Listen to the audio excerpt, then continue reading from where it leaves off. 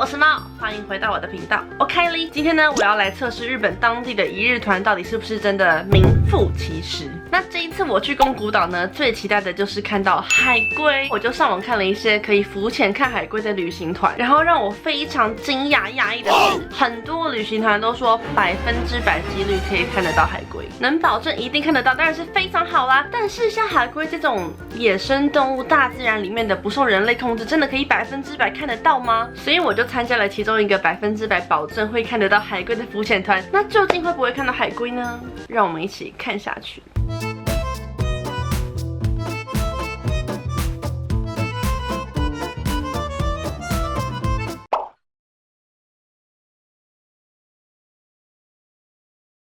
今天呢是一个特别的一天，这是一个我要去跟宫古岛的海龟见面的一天。Let's go！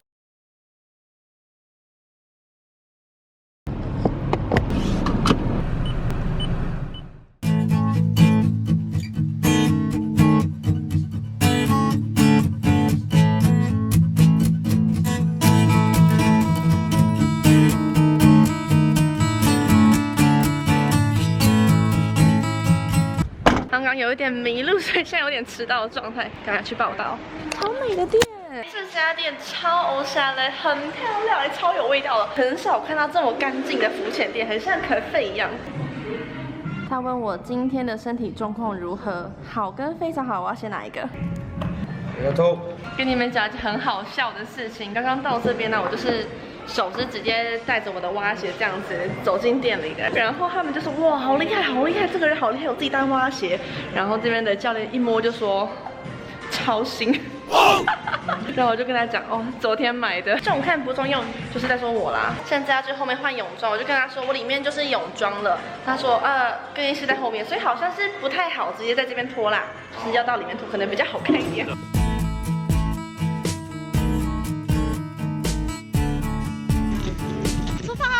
很高兴见到你，我也很高兴见到你。到了，今天的教练。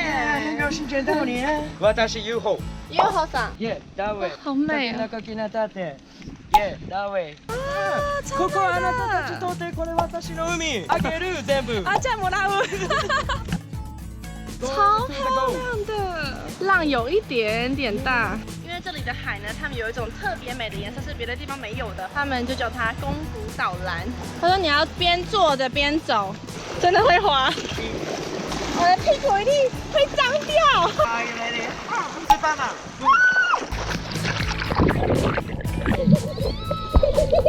Miracle Island。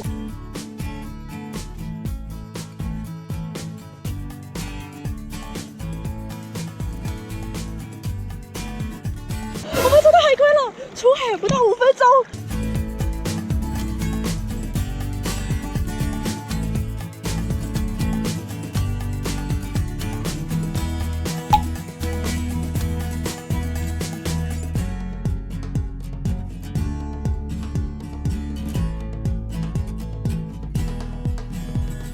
気持ちよかった。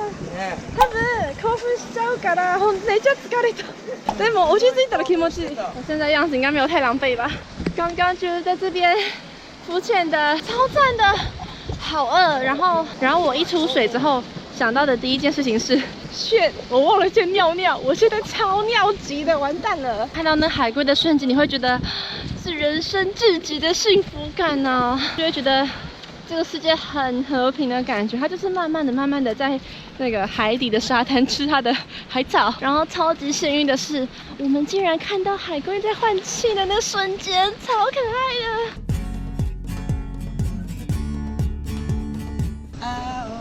青空と雲。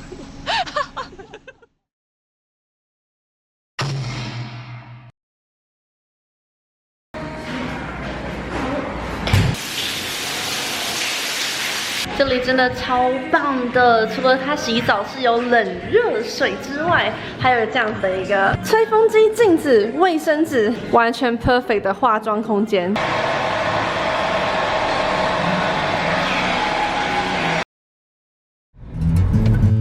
OK，我们们现在来到倒车停车的评分环节。这位猫猫选手呢，我们来看一下，它跟隔壁蓝色的车呢，非常的平行，很整齐，难得的第一次。但是刚刚猫猫选手呢，他从车门打开，差点要撞到隔壁的车，太近了。然后跟你们介绍一个很好玩的东西，噔，这个标志。就是我的前面跟后面都有贴，外国人租车都可以跟租车行要一个这个标志，所以基本上他们看到这个标志呢，就会觉得说，哦，外国人在开车有点可怕，距离远一点好了，安全第一。好可爱的店哦，感觉会有咖喱饭。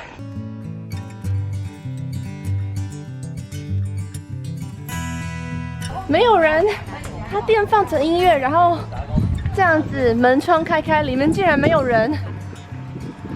这里的车真的是行人优先的。这里是刚刚浮潜店，大概开车5分钟就到的海滩，随便市中心一个海滩，一个港口旁哦，就这么美。然后这边有一个游轮，搞不好是从台湾来的，他只是过来确认一下我们是谁而已，很可爱。嗨。这里是开放的海滩，然后那边呢是可以游泳的安全区，还不错哎。回到饭店啦，然后就是也晒黑了。我妈现在在房间睡觉，所以我只好搬到这个浴室里来跟你们聊天。今天是我2018的幸运的一天，我真的见到海龟了。这一次来宫古岛的目的之一呢，就是跟我最爱的海龟见面。我超喜欢海龟的，你看，我还在我的指甲上面画了一只海龟祈福，说我可以遇见它们。那其实我报的那个团呢，它的标题就是100%可以遇见海龟的一个浮潜团。但是我真的是不太相信，因为毕竟海龟你知道吗？野生的动物在大自然里面是很难强求的。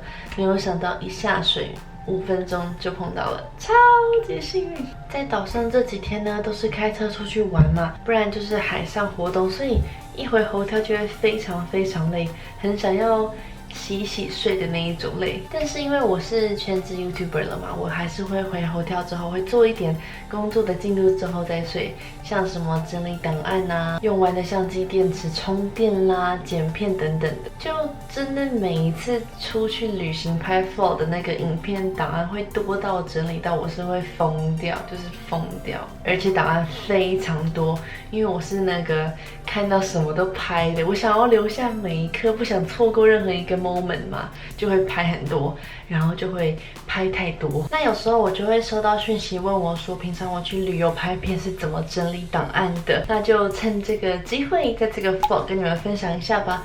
基本上我会先带一个 RX-Band 的 iPhone 随身碟，拍影片呢我会用相机，照片的话通常是用手机。但手机我通常买的话，我不会买容量太大的，因为手机一代一代更新嘛，你买大容量最后还是会被替换掉，所以我都不会扩充到太大，我觉得会有点浪费钱。但是就真的会容量不够嘛，我就会给我 iPhone 这样子的一个外接随身碟，就算以后换手机啊，那个容量还是可以继续用的嘛。这个 RX-Band 的设计啊，非常的轻巧简约，市面上通常看到的 iPhone 扩充硬碟应该是这样子一条的吧，但是就会放口袋啊、背包，很容易跟别的东西打结。这个 RX-Band 的话，它是弯曲的，就完全不会有这种问题。然后呢，它还可以很轻松的去备份你在 social media 像 IG 啊、脸书上面的被 tag 的照片。然后再来呢，我会带这样子一个就是偏小型的随身硬碟，它是500G 的，因为它可以